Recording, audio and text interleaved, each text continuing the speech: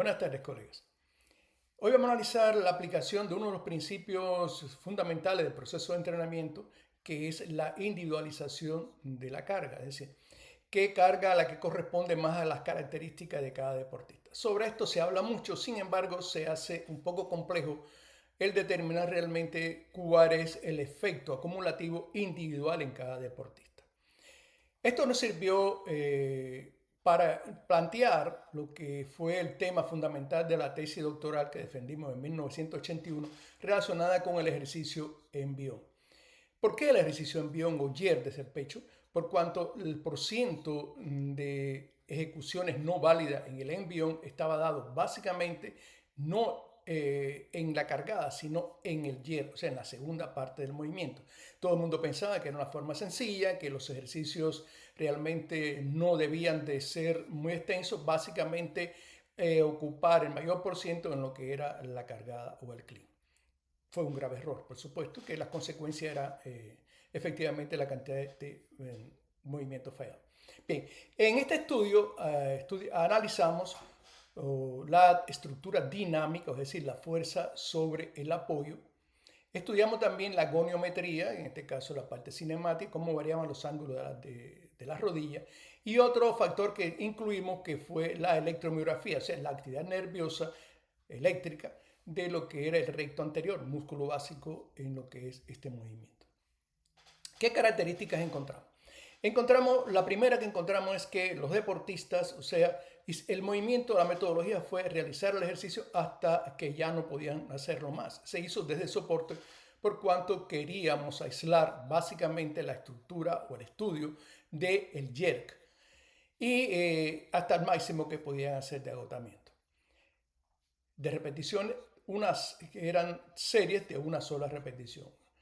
¿Qué nos encontramos? Nos encontramos que, primero, la actividad bioeléctrica del músculo siempre antecede a lo que es la dinámica. O sea que siempre el músculo, la actividad eléctrica es el anticipo, es el que la causa y el efecto viene siendo lo que es la aplicación de fuerza. El segundo factor que encontramos es que la actividad bioeléctrica del músculo varía según la ejecución del movimiento. Aquí está una fase de frenaje, aquí estabiliza, o sea, ya el movimiento, vean ustedes que la frecuencia es distinta, y aquí es el momento de extensión de las piernas. Los cambios con relación a la ejecución del movimiento y a la fuerza máxima fueron diferentes en los deportistas por categoría. Por ejemplo, los deportistas de tercera categoría, los de menos nivel, ya en la tanda octava, ya manifestaban ya cambios sustanciales significativos, estadísticamente significativos, en la disminución de esta fase aquí que se consideraban fundamentales por cuanto tenían correlación muy positiva con el efecto máximo. También pasó con el frenaje. Este frenaje ya se anticipaba de una o dos tandas antes de que se realizara este cambio en lo que era la estructura dinámica. Esto nos sirvió para otras series, para estudios, para analizar realmente qué tenía que ver el frenaje con lo que era el esfuerzo máximo. Otros estudios continuaron esta idea y llegaron a la conclusión de que los ejercicios pliométricos, una tesis doctoral también que se hizo después de esta, tenía una influencia muy positiva en los ejercicios del YER y el arranque. El otro fenómeno que encontramos es que los deportistas seguían, tanto de tercera categoría como los mayores, seguían realizando el ejercicio, lo que la estructura cambiaba. Esto nos motivó a un fenómeno que no entendíamos. ¿Cómo es posible si disminuye la fuerza máxima, disminuye la y sin embargo se sigue haciendo movimiento? Y ahí fue donde entró la interrogante de que hay otros fenómenos, efectos que no están bien estudiados sobre la fuerza máxima. Bien.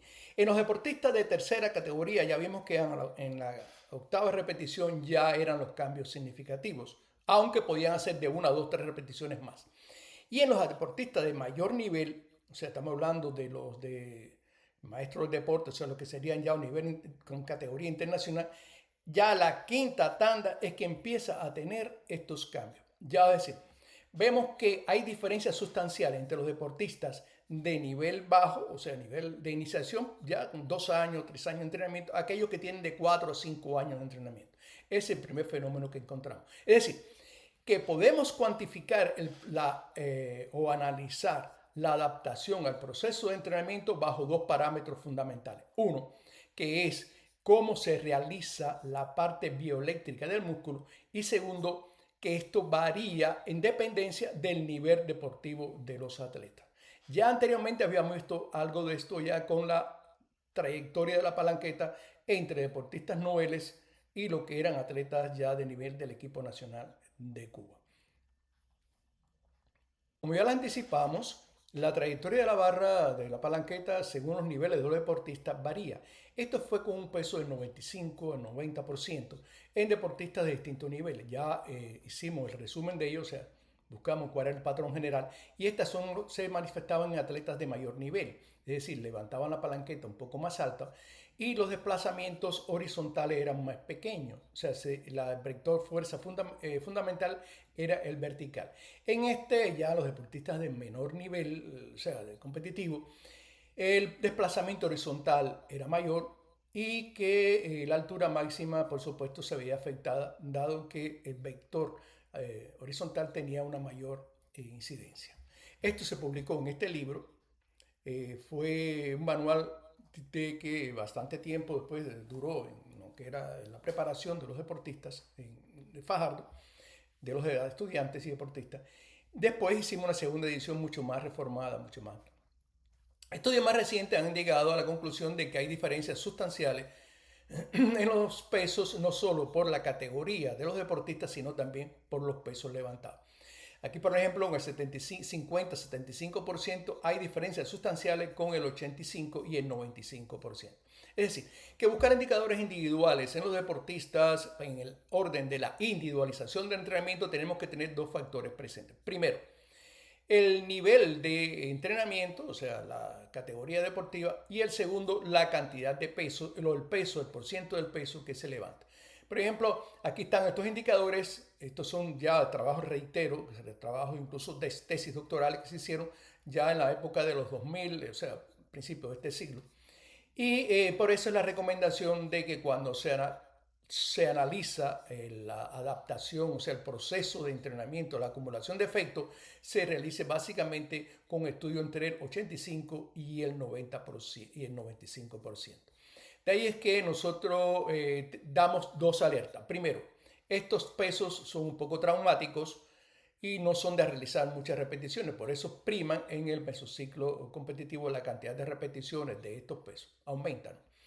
Y en lo que son las características 50-75% están dadas más por un problema de cómo hacer la técnica, o sea, la adquisición de la técnica. Pero los efectos de perfeccionar la técnica ya son con 85-90%. Y en los atletas de alto nivel es precisamente indicadores a considerar en lo que es la individualización del entrenamiento. No todos los atletas responden lo mismo, pero hay un patrón bastante realizado en lo que es algunas estructuras de la técnica que permiten a decir cómo es que el deportista se va recibiendo los efectos cumulativos, y es de gran importancia cómo estos efectos cumulativos varían con la cantidad de tanda y la cantidad de repeticiones. En el proceso de entrenamiento de perfección del envión desde el pecho estamos en alrededor de 5 repeticiones, 5 a 6 repeticiones con los pesos del 90-95% para perfeccionar la técnica del envión. Con los demás ejercicios cambia un poco, pero es ahí donde viene la tarea de cómo individualizar el entrenamiento y conducirle el proceso ya con atletas de manera individual. Pensamos que esta es otra de las causas por las cuales en Juegos Olímpicos, Campeonatos Mundiales, aún sigue siendo muy alto la cantidad de deportistas que se van en blanco. No es o sea, que no ejecutan los 3 movimientos. No es lo mismo hacerlo en el proceso del entrenamiento que en lo que es la competencia. Muchas gracias.